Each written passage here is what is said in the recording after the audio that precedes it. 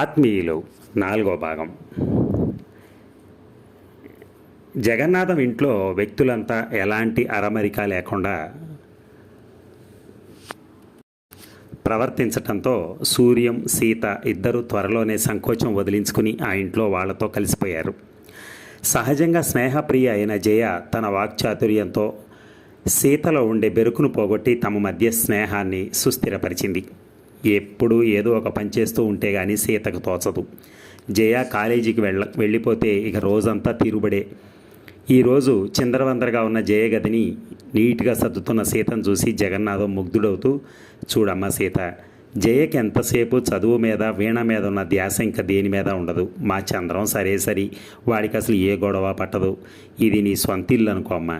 ఇంటితో పాటు మనుషులను కూడా తీర్చిదిద్దే బాధ్యత నీకు అప్పగిస్తున్నాను, సరేనా అన్నాడు. సీత తల ఊపింది. సీత అదుపులో ఆ ఇల్లు అతి త్వరలోనే కొత్త అందాలు చాలా దిద్దుకుంది. పని మనుషుల బద్ధకం వదిలిపోయింది. తోటంతా శుభ్రం అయ్యింది. మొక్కలన్నీ చక్కటి పూలు పూస్తున్నాయి. ఎప్పుడు చూసినా సీత గిలకలా తిరుగుతూ ఏదో ఒక పని చేస్తూనే ఉంటుంది. సీత వచ్చిన తర్వాత ఇంటి ఖర్చు విషయంలో కూడా చాలా పొదుపు కనిపిస్తోంది. ముఖ్యంగా జగన్నాథం గారికి పెద్ద బాధ్యత తీరినట్టుగా ఉంది. చాలా పనులకు ఆయన సీత మీద నిశ్చింతగా ఆధారపడగలిగే నమ్మకం ఏర్పడింది. దాంతో ఆయనకు రోజు రోజుకి సీత అంటే కలిగే అభిమానం ఎక్కువ అవుతోంది. ఇంటిని చక్కబెట్టుకోవడంలో సీత చూపుతున్న నేర్పు, చాకచక్యం, మాటల్లో ఆ పిల్ల సరళత్వం, వినయం ఇవన్నీ ఆయనకు బాగా ఆకర్షించి అప్పుడప్పుడు చంద్రానికి ఇలాంటి భార్య కావాలి అనే ఆలోచన దాకా వచ్చింది. సూర్యానికి కూడా సీత ఆ విధంగా ఆ ఇంటికి ఉపయోగపడుతుంటే ఆ ఇంటిలో తామున్నందుకు ప్రతిఫలంగా తోచిన విధంగా రుణం తీర్చుకుంటున్నందుకు సంతోషంగా ఉంది. ఆ రోజు సూర్యానికి మెడ్రాస్లో ఐపీఎస్ ఇంటర్వ్యూ ఉండడంతో వెళ్ళడానికి ప్రయాణం అయ్యాడు. జగన్నాథం గారికి ఎంతో సంతోషంగా ఉంది. తను చంద్రం పట్ల ఏర్పరచుకున్న ఆశలని చంద్రం కాకపోయినా చంద్రంతో సమానంగా తన మనసులో ఆదరాభిమానాలు సంపాదించుకున్న సూర్యమైనా ఇలా తీరుస్తున్నందుకు ఆయన ఎంతో గర్వంగా ఉంది. ఇంటర్వ్యూలో తప్పక సెలక్షన్ అవుతావు, వెళ్ళిరా నాయన అంటూ దీవించాడు. సీత దేవుడి దగ్గర పువ్వులు చెండు పళ్ళెంలో పెట్టి అన్నగారికి తెచ్చిచ్చింది. జగన్నాథం గారు సంతోషంతో అన్నారు, సూర్యం, నీ చెల్లెలు వచ్చిన తర్వాత దొడ్లో మొక్కలకి పువ్వులతో పాటు ఇంట్లో నవ్వులు కూడా వినిపిస్తున్నాయనుకో, నా ఇంటికే కళ తెచ్చింది సీత అన్నారు. అంతా మీ అభిమానం తప్ప ఇంకేం లేదండి అన్నాడు సూర్యం. సూర్యం తీరా బయలుదేరేసరికి డ్రైవర్ లేడు. జయ సూర్యాన్ని తన స్టేషన్కి తీసుకెళ్లాలనే ఆకాంక్షతో ఉపాయంగా సమయానికి డ్రైవర్ లేకుండా పంపేసింది. ఇప్పుడు ఎలా అన్నాడు జగన్నాథం గారు. నేనున్నాగా చిన్నానా అంది జయ. మీరా? సూర్యం ఇబ్బందిగా చూశాడు. ఏం భయపడుతున్నారా? ఏం పర్వాలేదు, అంతగా అవసరమైతే మీ ప్రాణానికి నా ప్రాణం వేస్తాలేండి అంది డ్రైవింగ్ సీట్లో కూర్చుంటూ. సూర్యం వెనక డోర్ తెరిచి బ్యాక్ సీట్లో కూర్చోబోయాడు. ఆహా, దజ్జాగా వెనక సీట్లో ఎక్కుతున్నారే, నేనేం మీ డ్రైవర్ని కాదు. సూర్యం హతాశుడైనట్టుగా చూశాడు. మా జయతో ఎలా ప్రవర్తించినా తప్పే బాబు, ముందు సీట్లోనే కూర్చో జగన్నాథరావు నవ్వుతూ అన్నారు. సూర్యం బెరుకుగా వచ్చి ముందు సీట్లో కూర్చున్నాడు. కారు కదిలింది. సూర్యం రోడ్డు వైపే సూటిగా చూస్తున్నాడు. ఏమండి, నిద్రపోతున్నారా జయ అడిగింది. అబ్బే లేదండి, సర్దుకుని కూర్చున్నాడు. మాటా పలుకు లేకుండా కూర్చుంటేను. అరేరే, ఆ తలుపులు సరిగా పడలేదులా ఉంది. పడిందిలేండి, మీకు తెలీదు, ఉండండి, నన్ను చూడనివ్వండి అని జయ వంగి సూర్యానికి తగిలేలా డోర్ హ్యాండిల్ తిప్పి చూసింది. సూర్యం జై చేయి ఎక్కడ తగులుతుందో అన్నట్టుగా వెనక్కి సీటుకు అంటుకుపోయి బిగబట్టు కూర్చున్నాడు. ఏమిటండి మరి అంత భయం? నేనేం మిమ్మల్ని మింగేస్తానా? మీరు కష్టపడి మింగినా నేను జరగనులేండి, నేను అరగనులేండి. ఏ అంత కఠినమైన వారా? నేను కాదు, నా నియమం నిష్ట అలాంటివి. ఓహో అంది జయ దీర్ఘం తీసింది.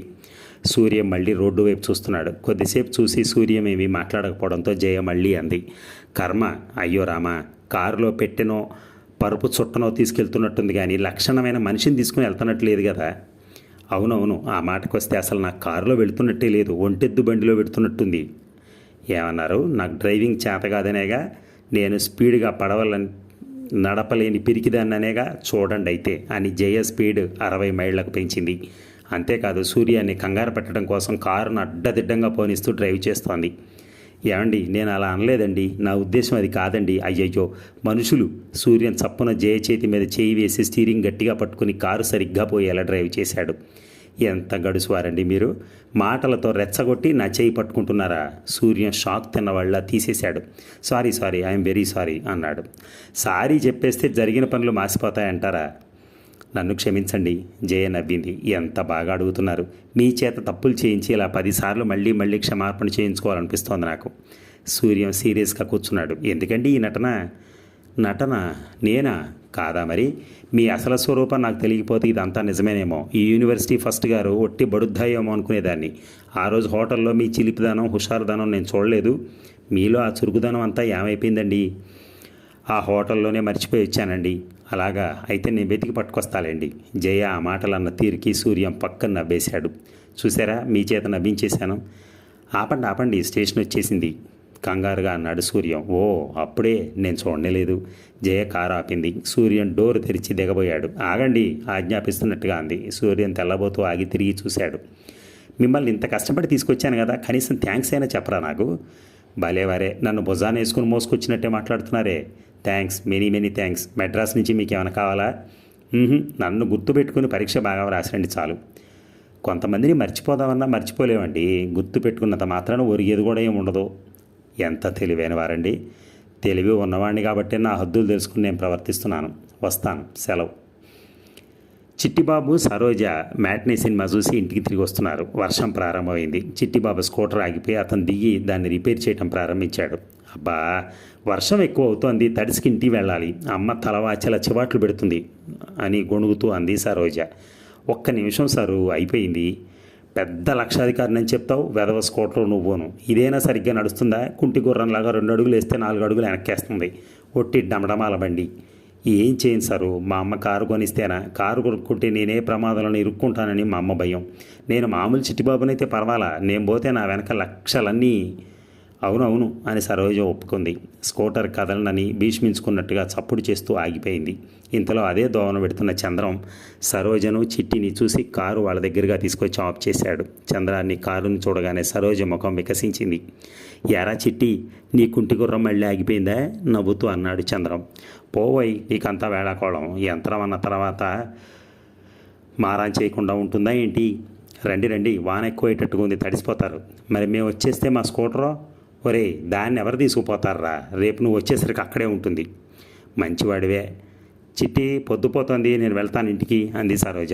All right dear. చిట్టి గత్యంతరం లేని వాళ్ళ ఒప్పుకున్నాడు. సరోజ వచ్చి కారులో కూర్చుంది. సరోజ జాగ్రత్త, చిట్టిబాబు భావయుక్తంగా హెచ్చరించాడు. ఏం పర్వాలేదు చిట్టి. సరోజ చెయ్యి ఊపింది. దోవలో వస్తుండగా చంద్రం అడిగాడు, ఎక్కడి నుంచి వస్తున్నారు మీరు? సినిమా నుంచి. చంద్రానికి సరోజని చిట్టిబాబుని గురించి హెచ్చరించాలని చాలా రోజుల నుంచి ఉంది, కానీ దానికి తగిన అవకాశం దొరకలేదు. సరోజను మెల్లగా మాటల్లో దింపాడు. చిట్టిని గురించి మీ అభిప్రాయం ఏమిటి సరోజ? సరోజ విచిత్రంగా చూసింది. ఏముంది, చాలా మంచివాడు, డబ్బున్నవాడు. మంచివాడు నిజమే, నేను ఒప్పుకుంటాను. కానీ డబ్బున్నవాడు మాత్రం కాదు. మిస్టర్ చంద్రం. సారీ సరోజ, డబ్బున్న వ్యక్తిని పెళ్లి చేసుకుని జీవితాన్ని సరదాగా నిశ్చింతగా గడపాలన్న నీ ఆశయం నేనేనాడో గ్రహించాను. నువ్వు జీవితంలో మోసపోకూడదు. ఇది స్నేహితుడిగా నా ఆకాంక్ష. అమాయకురాలైన ఒక అమ్మాయి జీవితం నాశనం అవుతుంటే చూస్తూ ఊరుకునే కంటే ఉన్న విషయం చెప్పేసి స్నేహితుడు ముందు కృతజ్ఞుడిగా నిలబడినా పర్వాలేదు అనిపించింది నాకు. మీరనేది ఏదో నాకు అర్థం కావట్లేదు. ముందు ఇది చెప్పు, నీకు కావాల్సింది చిట్టి బాబా, అతని డబ్బా? బాగుంది, అదేం ప్రశ్న? నిజాన్ని ధైర్యంగా చెప్పు సరోజ. చిట్టిబాబుతో కలిసిన డబ్బుతో ఉన్న చిట్టిబాబు కావాలి. అయితే నా మాట విని ఒక్కసారి వాళ్ళు ఊరెళ్ళి స్వయంగా చూసిరా. నీ కళ్ళతో నువ్వే నిజాన్ని గ్రహిస్తావు. అంటే మీ ఉద్దేశం? చిట్టిబాబు నువ్వు అనుకున్నట్టు డబ్బు గలవాడు కాదు. అందినంతవరకు అప్పులు చేసి హై క్లాస్గా ఖర్చు పెడుతూ ఉంటాడు. నా సూట్లు సైజ్ చేయించుకుని తొడుక్కుంటూ డబ్బున వాళ్ళ ఫోజులు పెడతాడు. వాడి ఫోజులు ఎవరికీ అన్యాయం చేయనంతవరకు నాకేం బాధలేదు. కానీ చూస్తూ జీవితం మీద అన్ని ఆశలు నమ్మకాలు ఏర్పరచుకున్న నీలాంటి వాళ్ళు బోల్తా పడుతుంటే నేను ఊరుకోలేక చెప్తున్నాను. సరోజ, చిట్టిబాబు మీద నాకేం ద్వేషం కానీ అసూయ కానీ లేవు. సరోజ స్తబ్దురాల్లా కూర్చుండిపోయింది. మనసంతా చేదు పదార్థం నమిలినట్టుగా ఉంది. చిట్టిబాబు అలా మోసం చేసే మనిషా? ఇది నిజమా, లేక చంద్రం తామిద్దరిని వేరు చేయాలని ఆడుతున్న నాటకమా? అతన్ని చూస్తే అలాంటి మనిషిలా లేడే. ఏమో, ఏది నిజమో ఎలా తెలుస్తుంది? చంద్రం హెచ్చరికతో నిద్రపట్టని సరోజ ఏమైతే అదయిందని సాహసం చేసి సరాసరి చిట్టిబాబు సొంత ఊరు వెళ్ళింది. సరోజ వెళ్ళేసరికి మొండిగూడలు ప్రహరీగా ఉన్న పెంకిటింటి ముందు మహంకాళి పెద్ద పేడకుప్ప ముందేసుకుని పిడకలు వేస్తోంది. ఆ ఇల్లు అవతారం చూసేసరికి సరోజకి నీరసం వచ్చేసింది. చిట్టిబాబు గారు ఇల్లు ఇదేనా అండి అని అడిగింది. చిట్టిబాబు గారా? మహంకాళి ఆశ్చర్యపోతూ సరోజన గదిగా చూసింది. అవును, నేను ఆయన స్నేహితురాలిని. ఓ నువ్వా? మహంకాళి ఆనందంగా లేచొచ్చింది. రామరా అంటూ సాదరంగా ఆహ్వానించింది. నువ్వెవరు? ఈ ఇంట్లో పని మనిషివా? మహంకాళి అవతారం అక్షరాల అలాగే ఉంది. ఏమోయ్, ఏం మాట్లాడుతున్నావు? పేడ చేసిన వాళ్ళంతా పని మనుషులు అయిపోతారా ఏంటి? ఏదో గొడ్డు గోదాం ఉన్నాయి కాబట్టి పిడకలు చేసుకుంటున్నా తప్పేం లేదు, క్షమించండి. చిట్టిబాబు మీకేమవుతారు? నా కొడుకమ్మ, నా పేరు మహంకాళి. ఓ అయితే వస్తాను అని సరోజ గిరుక్కున వెనక్కి తిరిగి వెళ్ళబోయింది. అయ్యయ్యో, కాబోయే కోడలువి ఇలా వచ్చి అలా వెళ్ళటం ఏమిటి? చోద్యం. రా లోపలికి రా. మహంకాళి అడ్డంగా వచ్చి నిల్చుంది. నేను కాబోయే కోడలని ఎవరు చెప్పారు నీకు? ఇంకెవరు? మా చిట్టే. లోపలికి రా. సరోజ గత్యంతరం లేనిదల్లా బలవంతంగా లోపలికి వెళ్ళింది. ఇంట్లో ఏ మూల చూసినా ఏ కాస్త ఐశ్వర్య చిహ్నం కూడా కనిపించలేదు. మహంకాళి కుర్చీ వేసి అందులో సరోజను బలవంతంగా కూర్చోబెడుతూ, ఏమిటి అలా చూస్తావు?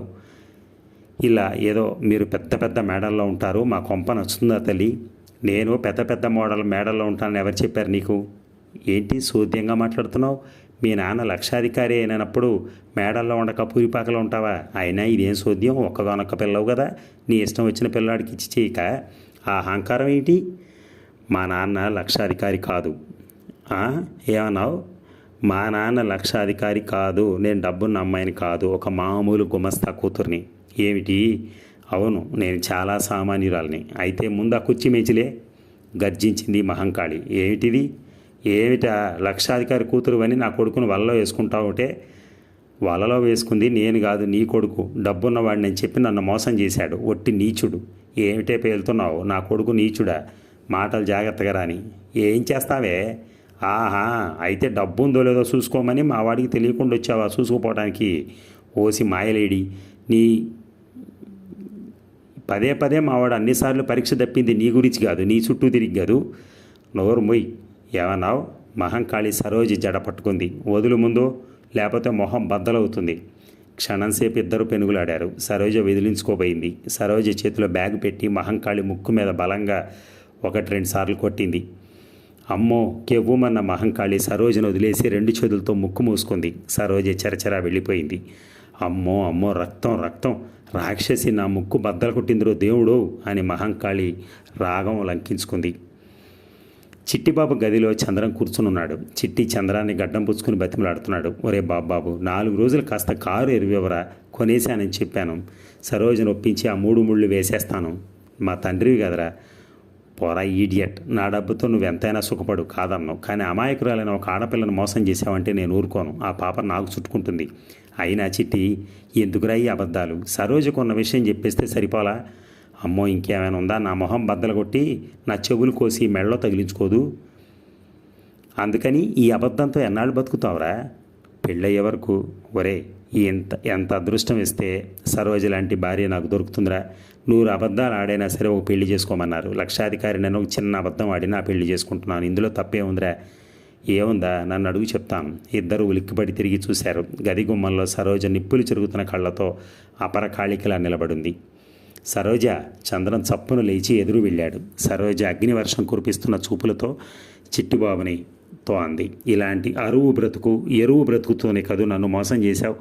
నీకు పెళ్లి కావాలి కదూ, నేను చేస్తారా అంటూ కాలి చెప్పు తీసింది. సరు. చంద్రం అడ్డొచ్చాడు. మీరు అడ్డు లేవండి. ఈ నీచుడికి ద్రోహికి బుద్ధి చెప్తే కానీ నాకు శాంతి ఉండదు. సరోజ చేతిలో ఉన్న బ్యాగు చెప్పులు చిట్టి మీదకి బలంగా విసిరేసింది. నా మాట విను సరోజ, తొందరపడకు. ఏమిటి నీ ఆవేశం? చంద్రం వారిస్తూ అన్నాడు. ఇంత దాగాకోరు మోసగాడు అని కలలో కూడా అనుకోలేదు. మీరు నిజం చెప్పి నా కళ్ళు తెరిపించారు, లేకపోతే నా జీవితం అంతా నాశనం అయిపోయేది. సరోజకు ఒక్కసారిగా దుఃఖం ముంచుకొచ్చింది. ఆహా, ఇదంతా నువ్వు చేసిన పనా? ఒరే మిత్రద్రోహి అని చంద్రం మీదకొచ్చాడు. చంద్రం ఒక్క విదిలింపుతో చిట్టిని అవతలకు నెట్టేశాడు. కళ్ళు ఎర్రజేస్తూ అన్నాడు. చిట్టి జాగ్రత్త, ఒళ్ళు తెలుసుకొని ప్రవర్తించు. నేను చేసింది మిత్రద్రోహం కాదు. నీకు మొదటి నుంచి సరోజకి నిజం చెప్పమని హెచ్చరిస్తూనే ఉన్నాను. నువ్వు ఆ పని చేయక తెలిసి తప్పనిసరిగా నేను చేయాల్సి వచ్చింది. సరు, నువ్వు చంద్రాన్ని నమ్మద్దు, వాడికి మన మీద జలసి. చిట్టిబాబు సరోజ వైపు తిరిగాడు. చీ నోరుమై, నీ ముఖం నా చూపించుకో. అది కాదు సరు, నేను ఇదంతా ఎందుకు చేశానో తెలుసా? నచ్చ చెప్పబోయాడు. నా ముందు నుంచి అవతలకు వెళ్తావా లేదా? సరోజ మళ్ళీ ఫ్లవర్ వాజ్ తీసుకుని చిట్టిబాబు వైపు వచ్చింది. చిట్టిబాబు రూమ్లోంచి వెళ్ళిపోయాడు. గుమ్మం దగ్గర హతాసురాలైనట్టుగా వెక్కి వెక్కి ఏడుస్తూ నిలబడింది సరోజ. చంద్రం వెనక్గా వచ్చాడు. సరు, ఏమిటి పిచ్చితనం? జీవితం నాశనం కానంతకు సంతోషించు. మీ మేలు జన్మలో మర్చిపోలేను. నన్ను అపార్థం చేసుకోలేదు కదా? మిమ్మల్నా? లేదు, మీరు దేవుడు లాంటివారు. ఈ విషయం గురించి ఎక్కువ బాధపడవుగా? సరోజ పడను అన్నట్టు తాను అడ్డంగా తిప్పింది. కానీ కళ్ళలోని నీళ్లు ప్రవాహాల్లా వెలువడుతున్నాయి. సరు, నీకెప్పుడు ఏ ఇబ్బంది వచ్చినా ఆదుకునే స్నేహితుడిని నేనున్నానని మాత్రం మర్చిపోవద్దు. నువ్వు తెలివిగల దానివని, గడుసైన దానివని అందరూ అనుకుంటూ ఉంటారు. కానీ వాటి వెనక ఉన్న నీ నిర్మల హృదయం, అమాయకత్వం నాకు తెలుసు సరు. అది గుర్తించాను కాబట్టి నీకు అన్యాయం జరగకూడదనే భావంతో చిట్టి అన్నట్టుగా ఈ మిత్రద్రోహం చేశాను. నువ్వెప్పుడు కళకళలాడుతూ సుఖంగా సంతోషంగా ఉండాలన్న ఆశ, కోరిక. సరోజ చంద్రాన్ని మొట్టమొదటిసారిగా గమనిస్తున్నంత ఆశ్చర్యంగా చూసింది. ఇక దీపావళి పండగ. ఇంట్లో కళకళలాడుతూ ఇద్దరు ఆడపిల్లలు నవ్వులతో వేళాకోళాలతో పక్కపక్కలాడుతూ ఉంటే జగన్నాథం గారికి చూడముచ్చటగా ఉంది.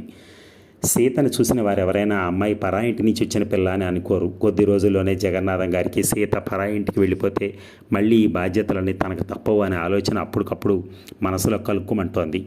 పండగ రోజున సీత చేసిన వంట ఎంతో రుచిగా ఉంది. చీకటి పడిన తర్వాత సీత, జయ మతాబులు కాలుస్తుంటే చంద్రం కూడా వచ్చి వారితో కలిశాడు. తన కోసం ఎవరో ఫ్రెండ్ వస్తే జయ యువతలకు వచ్చింది. చంద్రం, సీత ఇద్దరే నిలబడి మతాబులు కాలుస్తున్నారు. మిలమిలా మెరుస్తున్న వెలుగు రవ్వుల క్రాంతితో కలకలలాడుతూ అమాయకంగా నిర్మలంగా ఉన్న సీత మొహం తదేకంగా చూసిన జగన్నాథం గారి హృదయం సీత పట్ల పితృవాత్సల్యంతో నిండిపోయింది. ఈ అమ్మాయి ఏ ఇంట్లో అడుగు పెడుతుందో వాళ్ళ అదృష్టవంతులు. సీత ఎక్కడ అడుగు పెడితే అక్కడ నవ్వులు, పువ్వులు రాలుతూ ఉంటాయి.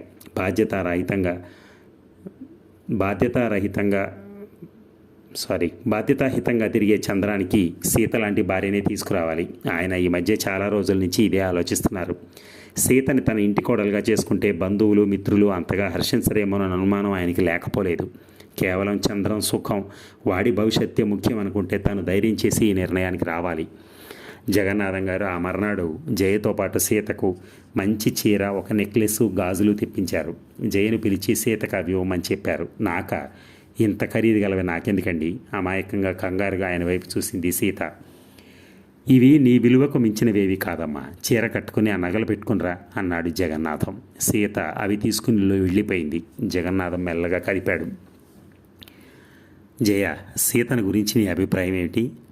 చాలా మంచిది చిన్నాన్న. సీత అడుగుపెట్టిన ఇల్లు స్వర్గం అవుతుంది. మన ఆచారాలకి, సంస్కృతికి సీత నిజంగా ప్రతిబింబం.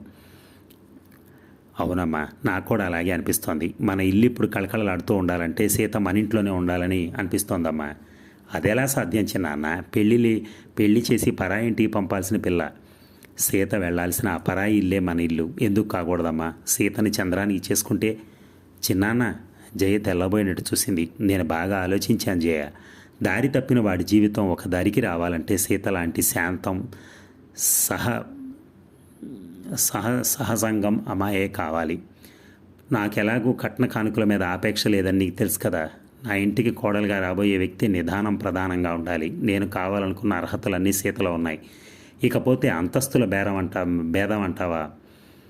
రేపు సూర్యం ఏదైనా మంచి ఉద్యోగం చేస్తే వాళ్ళు మనతో క్రమంగా దగ్గరవుతారు. ఏమంటావు? నీ ఉద్దేశం చాలా బాగానే ఉంది చిన్నాన్న. కానీ చంద్రం అన్నయ్య సీతకి చదువు సంజయ్ లేవని. వాడు మాత్రం పెద్దగా చదివాడటమ్మా. ఎందుకు వచ్చిన చదువు అమ్మా అది? సంస్కారం లోపించిన చదువులు ఉన్నా ఒకటే, లేకపోయినా ఒకటే. చదువుకున్న వాళ్ళలో మాత్రం మూర్ఖులు లేరంటావా? నిజమే చిన్నాన్న. ఇంతలో సీత రావడంతో ఇద్దరు ప్రసంగం ఆగిపోయింది. కొత్త చీర కట్టుకుని వచ్చిన సీత జగన్నాథం గారి పాదాలకు నమస్కరించింది. లేమ్మా లే, పసుపు కుంకుమతో నూరేళ్లు వత్తిల్లు.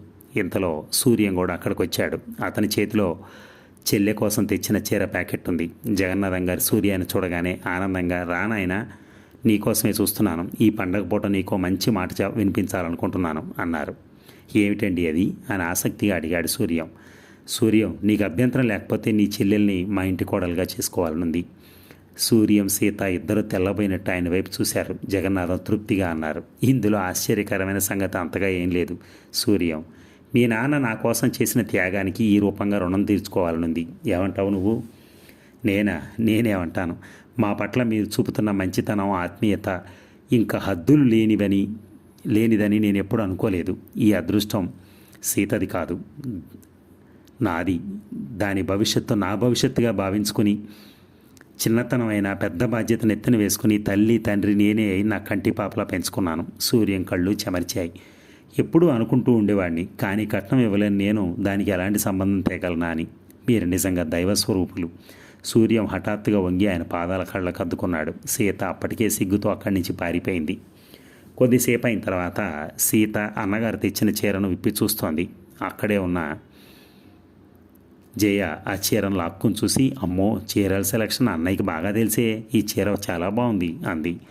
నీకంతగా బాగుంటే నువ్వే తీసుకో జయ అంది సీత అమాయకంగా. అమ్మో, చెల్లెల కోసం తెచ్చిన చీరను నేను తీసుకుంటే ఇంకేమైనా ఉందా? సీత జయ నోరు చేత్తో మూసేస్తూ, మా అన్నయ్య చాలా మంచివాడు, ఏం అలా అనుకోడు. జయ, నువ్వు కాదనకు, తీసుకోవాలి ఒట్టు అంది. జయ ఆ చీర తీసుకోవడానికి అట్టే అభ్యంతరం పెట్టలేదు. సాయంకాలం జయ ఆ చీర కట్టుకుని ముస్తాబైంది. సూర్యం తను తెచ్చిన చీర జయ కట్టుకోవడం చూసి ఆశ్చర్యపోయి చెల్లెల్ని పక్కకు పిలిచి అడిగాడు. ఆ చీర జయకి చాలా నచ్చిందట అన్నయ్య, అందుకే ఇచ్చేశాను అంది సీత. సాయంత్రం జగన్నాథం ఫ్యాక్టరీలో మిఠాయి పంచిపెట్టడానికి వెళ్ళాడు. చంద్రం ఇంట్లో లేడు. సీత వంటింట్లో పనిలో ఉంది. జయ సూర్యం కూర్చునున్న చోటికొచ్చింది. సూర్యం చదువుకుంటున్నాడు. ఏమండోయ్ పోలీస్ ఆఫీసర్ గారు, ఈ చీర నాకు ఎలా ఉంది అంది. చీర బాగానే ఉంది అన్నాడు సూర్యం. అంటే మీ ఉద్దేశం నేను కట్టుకుంటే బాగలేదనా? మీరు కట్టుకుంటే బాగానే ఉంది, కానీ మీ అంతస్తు తగినట్టుగా లేదు, ఏదో పేదగా సాదాగా ఉంది. ఎన్నడూ పట్టులు, సిల్కులు, ఫారిన్ నైలాన్స్ గట్టే మీకు నిజం చెప్పాలంటే ఎరువు తెచ్చుకుని ఎవరినో బలవంతంగా అడిగి లాక్కునో కట్టుకున్నట్టుగా ఉంది. ఏమోనబ్బా, ఆ ఖరీదులు వేలాలు నాకు తెలియదు. నాకు మంచి చీర అనిపించింది, కట్టుకున్నాను అంతే. సూర్యం మళ్ళీ చేతిలో ఉన్న పుస్తకంలోకి చూడటం ప్రారంభించాడు. మీరెంత కృతజ్ఞులు అంది కోపంగా. నేనా? ఉలిక్కిపడుతూ అడిగాడు. మీరు తెచ్చిన చీర కట్టుకున్నాను కదా, కనీసం నాకు ఎలా ఉందనైనా చెప్పారా మీరు? నేనా? కాకపోతే నేనంటారా? మా డాడీ 400 రూపాయల చీర తెచ్చిన బతిమాలితే కానీ కట్టుకోను నేను. మీరు తెచ్చిన చీర మీరు అడగకుండానే కట్టుకున్నానే. ఓ, అయితే థ్యాంక్స్. బాగానే చెప్పారులేండి. ఏడిచి విందు చేయించుకున్నట్టుంది. సూర్యం చేతిలోని పుస్తకం మూసేసి పక్కన పెట్టాడు. జయ అనునయంగా పిలిచాడు. చెప్పండి, ఏమిటది? త్వరగా వెళ్ళిపోవాలన్నట్టుగా వెనుతిరుగుతూ అంది. నన్నెందుకు అలా కవ్విస్తున్నావు? నన్ను ఇలా ఆటలు పట్టించడం నీకు న్యాయమేనా? బాగుంది. ఇప్పుడు అసలు నేనేమన్నాను? మెరుపు కురిపిస్తున్న కళ్ళతో గదిలోకి పారిపోయింది. జయ వెళ్ళిన వైపే చూస్తూ పరధ్యానంగా ఆలోచిస్తూ కూర్చున్న సూర్యం నిట్టూర్పు విడిచి మళ్ళా పుస్తకం చేతుల్లోకి తీసుకున్నాడు. ఈసారి అక్కడ అక్షరాలకు బదులు జయ మొహమే కనిపిస్తోంది. తనను ఆట పట్టిస్తున్న జయ చిలిపితనం వెనక ఇంకేదో ఉందని, అది అతి సున్నితంగా స్నేహపూర్వితమైన సాన్నిహిత్యాన్ని ఇద్దరి మధ్య దగ్గర చేయాలని చూస్తున్నట్టు అతని మనసుకు ఏదో మధురమైన అనుభూతి అందుతోంది. ఈ భాగం ఇంతతో సమాప్తం. మరలా మనం రేపు కలుద్దాం. ధన్యవాదాలు. Thank you.